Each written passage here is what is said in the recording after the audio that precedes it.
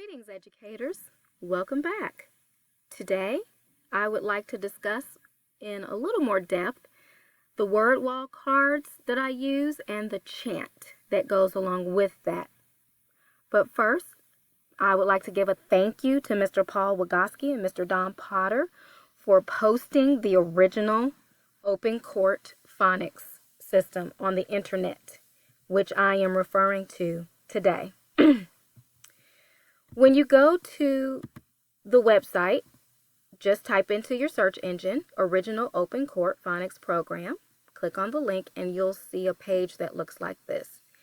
As I've gone through before, the page is extensive with all types of links and connections to the teacher's manuals, to the Open Court Word Wall story that goes with the word wall cards, to the different books that are systematically arranged and go with the phonics lessons. If you scroll to the top of the page, look at the left-hand side, upper left-hand corner, click on Open Court Letters and Sounds of the Alphabet, you will see all of the word wall cards that were used in the original Open Court system. If you would like to create your own PowerPoint using these word wall cards, here's a suggestion. Just click on that word wall card, use your snipping tool through Windows, copy, paste onto your PowerPoint. On a PowerPoint slide, you could probably fit 2 or 3 of these word wall cards. And then you would chant the word wall cards with your students on a daily basis. Now, these word wall cards are in order. So you want to make sure that when you are creating your word wall card chant for your PowerPoint slide, that you either A, keep them in this order, or B, look at the order in which they are arranged in when they are systematically being taught. I have kept my cards in the order that they are presented here, simply because that is how Miss Marva Collins presented her word wall cards on the video that I have of her teaching her word wall chant to students and explaining how she went through her program.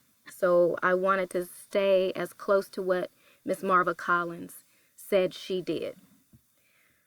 If you watch my video of me giving my daily chant or chanting with my students, the word wall cards, you'll notice that the pictures I have on my cards are different than these pictures. That is because the cards I'm using are from the current Open Court system. And my school purchased all of the materials, and I have hard copies of these cards which are posted in my room, and I use those same cards to create a PowerPoint which we review every day. If you do not have those cards, use these cards on a PowerPoint. And again, you may notice that these cards are a little bit different than other word wall cards out there. That is because the picture may not always match with the sound. You might say, that's a cat. These are F's. I don't get it. It doesn't make sense. The children will be confused. Well, once again, if you go back to the website, Open Court website, scroll down just a little bit, you'll see Phonics Record 1, Millie and the Cowboy. This is a story that introduces all of the phonics word wall cards. It is one story about a little girl named Millie. And this one story goes on to introduce every single sound that is on the word wall cards. So getting back to that angry cat sound, yes, that's a cat, but in the story, this is an angry cat. So the angry cat made the f sound. So Marva Collins In the video that I have, she had these cards. So when she got to this card, she would say angry cat, f, f, f. Single F says f, PH says f. And of course the students would repeat after her. So when you understand that there is a story that goes along with these word wall cards, it makes a little more sense. Okay, you'll also notice that on the word wall cards there are colors and lines.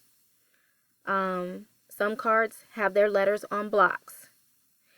The long vowel sounds have their letters pictured on blocks. That is because vowels are the building blocks of words.